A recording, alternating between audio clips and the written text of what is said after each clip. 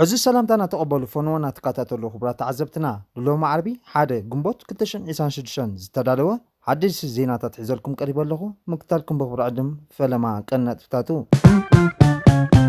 كونات تግራይ عب السكفتا مخانو حبرة إيروبا قليتو قلت إتيبيان عبدوب أفريقيا منقستغا انتاي بلا أمريكا حوشو حايلو هاقرات نتا أب سودان زكايز زلخونات دو كبل تسويعم لعلواي مرحى إيران أمريكا زوار سألت أوجو أقرأ بيت فردي جبن قدما مينستر نتانياهو بمخصص ناي مأسرتي تأزاز أوتيو ترامب ناب تشاينا زغبرو مغشا بإيران زهبو وسانة تلوا خلو خمزخل تقليتو إذن كالي بزرزر حجركم كأربي كتكاتاتولني بخبر عدم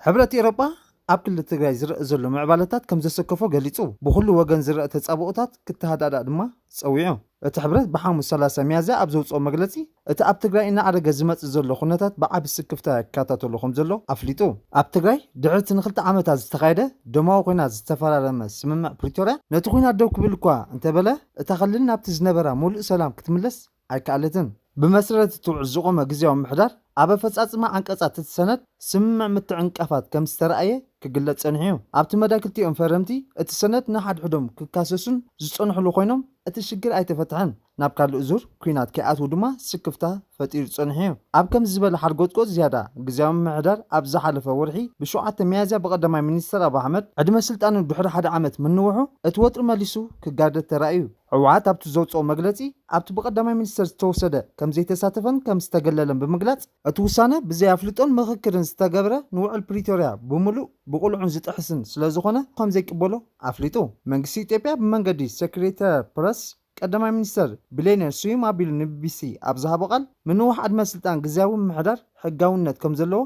قاليسو بمسرة وعي البريتوريا حواحات فدرال منقسن حبراو جزاوي محدر كومو زتقلب كوينو سلطان تتشم بريزنت نمن واحنا كل تيوم أكلات تساتفو خمسة دلي زقلت نتبي بنوتريلن عبرستي صنحة ቁርቁስ ፖለቲካውን ጸጥታውን ኩነታት ትግራይ ዝጋደዝ ዘሎ ምዕባለ ጉዳይ ግዜያዊ ምሕዳርን ፕሬዝደንቱ ንዩ ነዛ ኣመልኪቱ ፕሬዝደንት ጀነራል ታደሰ ምስማዕክና ዜና ኣብ ዝሃበ መግለጺ ነቲ ዝተናውሐ ስልጣን ከም ዘይቅበልን ጸቕጢ ሕወሓት ከም ዝነበረ ብምጥቃስ ስልጣን ኣይቅበልን ምባል መሰል እዩ ንስኻ እውን ከይትቅበሎ ዝብል ግን ኣገባብ ከም ዘይኮነ ምስ ብተኣሳሰን ዝፍጠር ነገራት ከዓ ከም ዝቃለሶ ገሊጹ ምባሩ ይዝከር بدحزي معكلا كوميتي حوحات بمسألة سممع بريتوريا زقوم جزيام محدار تجري فريسبتي كأن مخونات تجري بحزب استمرت زبولو من محدار كتك أخم توسنة عفليتو إذا مجلتي معكلا كوميتي ود بحوحاتن كابشو عتبه كسب شو من تميازي أكتشن عشر شو منتن باقوت أزرقز أبزك كايدو سرعة أخيبة أفت أسمع سممع بريتوريا هلا وخونات بعمق صفحات بمزتاي من تسلام تبايدو تونزي فوت سنة مجلتي لولاون سلطان وسان حزبنا زغنا كل تنتبي شو من تميلون مرت بيت مغر منجستي تجري نابسور حكملس وسين اللويبل بدحلزي أفنيا تودب أتوميكيلا أسقدم نتمع بالتا تملكتون BBC أبزاب حبريتا برزن جزيام محدال تجري ليتنا جنال تحدث ورده بسلامون ديمقراطيون منجدي سلطان خركب أزخ جبر أنت زكي لجن عب السعدات كم صفات سمايو كبلا تحساسيو توسان حوحات تحتوي من محدالات زوباتات ورداتاتن صفحات أخيبا يقبلوا له خمسة زفلات كوينو تودب كم تقدم حد عمد نبرزنت من محداز نبرة جيتا شوردا كاب سلطانو زدفع له عجباب نزح جزله بريزنت سلطانو خمسة كم زخل بزحات سكفتهم يقول تسلو نزع ملكتو ببيس استحاتة أفني حوحات علوان منقستا أيكونا كجبر زلو مرخاب سلطاني يلو أبزلو معبالتا تملكتو أب حدا يوتيوب شانل قريبو مجلت ذهبة جنال تدسة زركبو سلطاني باللين كبل نتأكيدا خمزي كبولو أفليتو تأكيدا حوحات حدا جين يخويناتن زد من مغانو بتدقاقامي كجلت سنحة بريزنت تدسة كابزوت أجن دلايم يقبريلو زخناتات بخمز قلتوف إن عرقة أبزو خدول زلو وان يوم بقر حبرتي أوروبا بعب الشغلات يكاتاتو لو خمزلو زفلتا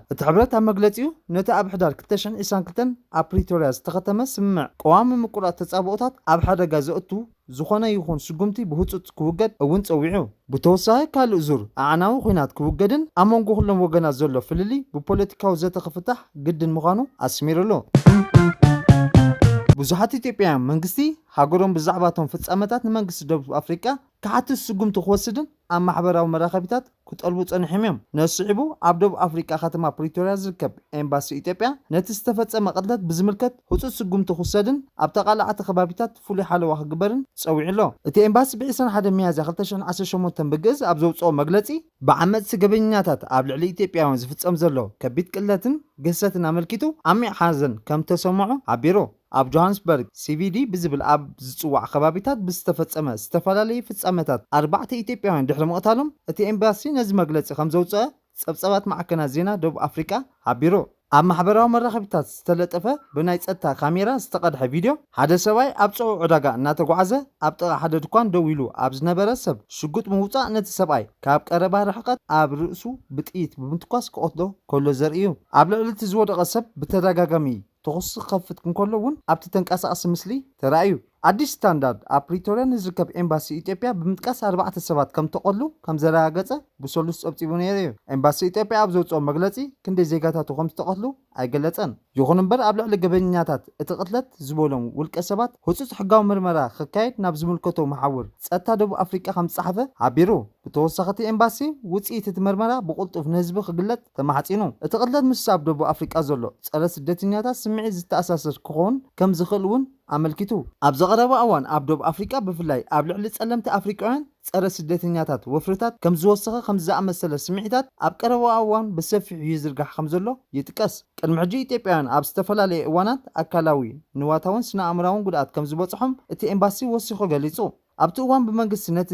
ኣጸጋሚ ጉዳይ ኣቓልቦ ክህብን ጉባእ ሓለዋ ክግበረሎም ሓቲቱ ምንባሩን ንሓልታት ጸጥታ መምርሒ ከም ተዋሃቦምን ኣዘኻኺሩ። እቲ ኣብ ዘቐረበ እዋን ዝተፈጸመ ቅትለት ስዒቡ ተወሳኺ ክሳራ ህይወት ንምክልኻል ጸገማታት ኣብ ዝረኣየሉ ከባቢታት ፍሉይ ሓለዋ ክግበር ከም ተሓተተ እውን ኣፍሊጡ። እቲ ኤምባሲ ኣብ ደቡብ ኣፍሪቃ ዝርከቡ ኢትዮጵያውያን ምስ ካልኦት ሃገራት ኣፍሪቃ ክተሓባበሩን ንነብሶምን ንብረቶምን ክከላኸሉ ከምኡ እውን ሓይልታት ጸጥታ ብቐረባ ክሰርሑ ኣተሓሳሲቡ። ጸብጸባት ማዕከናት ዜና ደቡብ ኣፍሪቃ ከም ዘመልክትዎ ጠንቂ ቅትለት ኢትዮጵያውያን ክሳብ ሕጂ ንጹር ኣይኮነን። እንተኾነ እቶም ኣብ ከተማ ጆሃንስበርግ ብጥይጥ ዝተቐትሉ ኢትዮጵያውያን ምስ ዝተወደበ ገበን ዘይሕጋዊ ምስጋር ደቂ ሰባትን ምዝማትን ዝተኣሳሰሩ ምዃኑ እዩ ዝእመን። ቢቢሲ ዘዘራረቦ ኣብ ደቡብ ኣፍሪቃ ዝነብር ኢትዮጵያዊ ብዝተፈላለዩ ምኽንያት ሰባት ቆፂሮም የቕትሉ ኣለዉ ብምባል ኣብ መንጎ ኢትዮጵያውያን ሓድሕድ ዘጋጥም ዘሎ ተግባር ምዃኑ ኣንፊቱ። ቢቢሲ ግን ነዚ ብናፃ ኣካል ኣየረጋገፀን። ይኹን እምበር ኣብ ቀረባ እዋን ኣብ ደቡብ ኣፍሪቃ ጸረ ስደተኛታት ተቋማታት ክካየድ ምጽንሑ ዝፍለጥ እዩ። ኣብቲ ሃገር ብጉጅለታት ጸረ ስደተኛታት ብዝተፈጸመ መጥቃዕቲ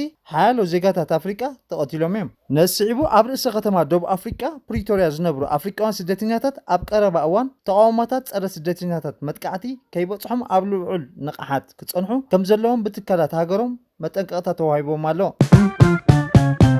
ኣሜሪካ ሓዊሱ ሓያሎ ሃገራውያን ትካላት ሃገራትን ብሓባር ኣብ ዘውፅዎ መትከላት በርሊን ነቲ ኣብ ሱዳን ዝካየድ ዘሎ ኣዓናዊ ኩናት ብቕልጡፍ ደው ክብል ብምሉእ ድምፆም ፀዊዖም። ላዕለዋይ ኣማኻሪ ጉዳያት ዓረብን ኣፍሪቃን ኣሜሪካን ኣብ ማሕበራዊ ሜዳ ገጹ እዚ ተራእዩ ዘይፈልጥን ሰፊሕ ጉጅለ ሕብረት ኣፍሪቃን ሕብረት ኤውሮጳን ከምኡውን ኣዳለውቲ እቲ ዋዕላ ፈረንሳ፣ ጀርመን፣ ዓባይ ብሪጣንያ፣ ኣሜሪካ ዝሓቆፈ እዩ። ብተወሳኺ ኢትዮጵያ፣ ጅቡቲ፣ ግብፂ፣ ኬንያ፣ ጓንዳ፣ ጫድ፣ ደቡብ ሱዳን፣ ስዑዲ ዓረብን ሕቡራት ኢማራት ዓረብን፣ ቀጠር፣ ቱርኪ፣ ስዊዘርላንድ፣ ኖርዌይ ምስ ሕቡራት ሃገራት ኢጋድን ሊግ ዓረብን ኮይኖም ነቲ ኩናት ብቕልጡፍ ደው ክብል ንጹር ቁኑዕን መልእኽቲ ኣመሓላሊፎም ኣለዉ። በዚ መሰረት በቲ ኣብ ኣህጉራዊ ጥምረት ቁልጡፍ ሰብኣዊ ተኹሲ ደው ምባልን ስዒቡ ድማ ነባሪ ስምምዕ ምቁራፅ ተኹሲ ክፍጸም ዘለዎ ጽኑዕ ደገፍ ገሊጹ። ብዘይካዚ ዕንቅፋት ዘይብሉ ሰብኣዊ ሓገዝን ፋይናንሳዊ ደገፍን ክወሃብ ከምኡውን ኩሉ ናይ ወፃኢ ወተሃደራዊ ምትእትታው ደግፍን ነቶም ተዋግእቲ ወገናት ደው ክብል ፀዊዑ። ንቕልውላው ሱዳን ወተሃደራዊ መፍትሒ ከምዘየለ ዘለዎ ጽኑዕ እምነት ደጊሞ ኣረጋጊጹ። ብተወሳኺ ነዚ ወጥሪ ብዘጠቓልል ፖለቲካዊ መስርሕ ብሲቪላውን ማሕበራውን ዝምራሕ ሃገራዊ ዘተ ናብ ሲቪላዊ ምሕደራ ብምስጋር ብድርድር ሰላም ኩሉ ከም ዝደፍእ ኣፍሊጡ። እቲ ላዕለዋይ ኣማኻሪ ወሲኹ መትከላት በርሊን ኣብ ወረቐት ዝተጻሕፈ ቃላት ጥራይ ዘይኮነ ኣብ ሱዳን ዝካየድ ዘሎ ኩናት ንምውዳእን ሰላማዊ መጻኢኡ ንምድጋፍን ጽኑዕ ሓበራዊ ተወፋይነት እዩ ኢሉ።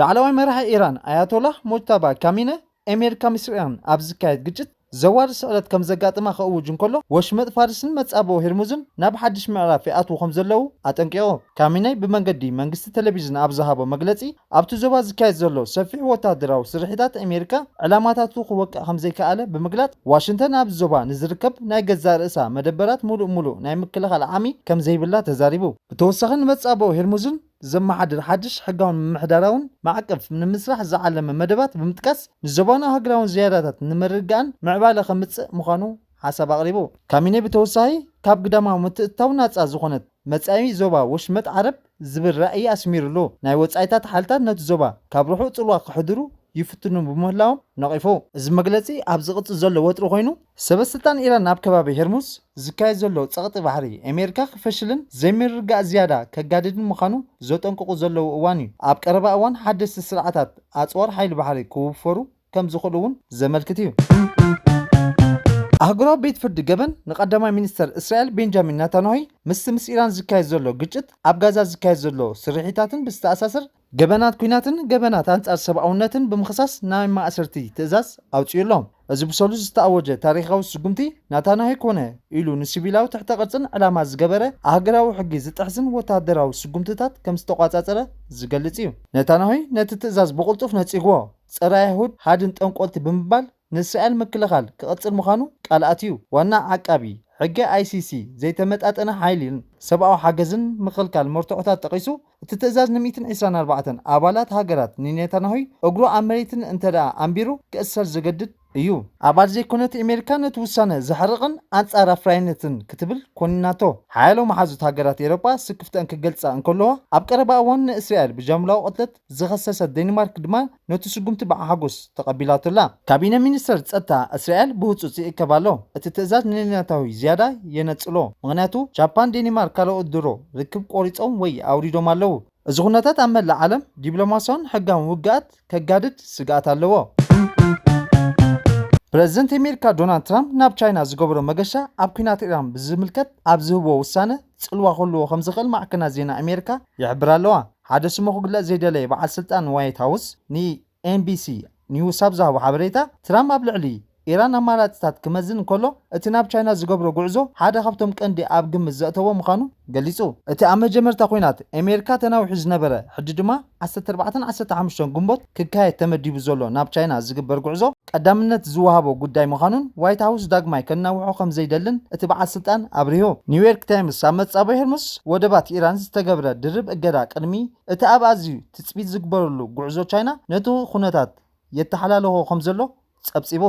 ቤጂንግ ነቲ ኩናት ኣብ ምውዳእ ሃናፅ ተራ ክትፃወት ከም እትደሊ ብተደጋጋሚ ክትገልጽ እንከላ ምምሕዳር ትራምፕ ኣብ ልዕሊ ሓያሎ ቻይናውያን መጻረዪ ነዳድን ኩባንያታት መራኸብን ብእገዳ ኣሜሪካ ነዳዲ ኢራን ዝነግዳ ኣገዳ ኣንቢሩ ቻይና ኣብ መብዛሕትአን ጎረባብታ ሰፊሕ ክፋል ነዳዲ ብመገድቲ ካብ መጀመርታ ወርሒ መጋቢት ጀሚሩ ብዓብዩ ተዓፅዩ ዝፀንሐ መጻበ ሄርሙዝ ኣእትያ እዚ ድማ ነቲ ኩነታት ዝያዳ የፀግሞ ቀዳማይ ሚኒስተር ሊባኖስ ነብሲ ወከፍ ኢንች ዝተተሓዘት መሬት ክመልስ ቃል ኣትዩ ሊባኖስ ነብሲ ወከፍ ኢንች ናይቲ ዝተጎበጠ መሬታ ንምምላስ እትገብሮ ፃዕሪ ንቐድሚት ክትስጉም ምዃና እዚ ድማ ኣብ እናወሰኸ ዝኸይ ዘሎ ዞባዊ ወጥሪ ፅኑዕ መርገፂ ከም ዘለዋ ዘመልክት እዩ ግዛእታዊ ልኡላውነታውን ቁጠባዊ ምሕዋይን ከም ጎናዊ ሃገራዊ ቀዳምነት ብምቕራፅ ነቲ ኣብ ቃልሲ ዝርከብ ቁጠባ እቲ ሃገር ዳግማይ ምትንሳእ ህፁፅ ከም ዘድሊ ኣስሚሩሉ እዚ ዝገለፀ ሰፊሕ ማእከላዊ ምብራቕ ምስ ጽሎት ግጭት ኢራን ንእስራኤል ተኣሳስር ዳግማይ ዘይምርጋእ ኣብ ዘጋጥመሉ ዘሎ እዋን ኮይኑ ንሊባኖስ ዳግማይ ኣብ ወሳኒ ጂኦፖለቲካዊ መስቀላዊ መንገዲ ኣእትይዋ ኣሎ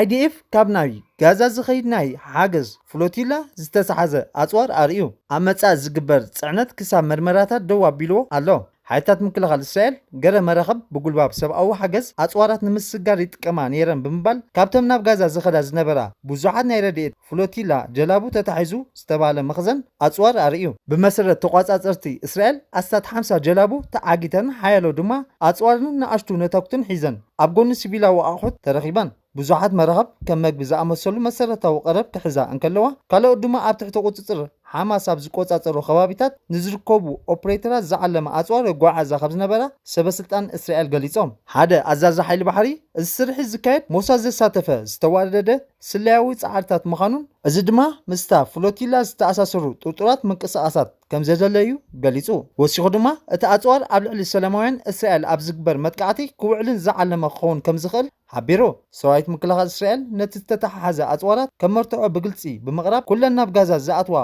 ፍሎቲላታት ረድኤት ብቕጡፍ ከም ዝተቋረፀ ኣፍሊጡ ሰመዚ ዝኾነ ኣብ መጻኢ ዝለኣኽ ጽዕነት ናብቲ ግዝኣት ቅድሚ ምእታው ጽኑዕ ኣገባብ መርመራ ከም ዝግበረሎም ኣፍሊጦም ኣለዉ። ዝኸበርኩም ተዓዘብትና ናይ ሎሚ ነበረ መደባትና ነዚ ይመስል። ቁጥፍን እዋናውን ሓበሬታ ክትረኽቡ ሼር፣ ኮመንት፣ ሳብስክራይብ ክትገብሩ ብኽብሪ ዕድም ሰሰና እዩ።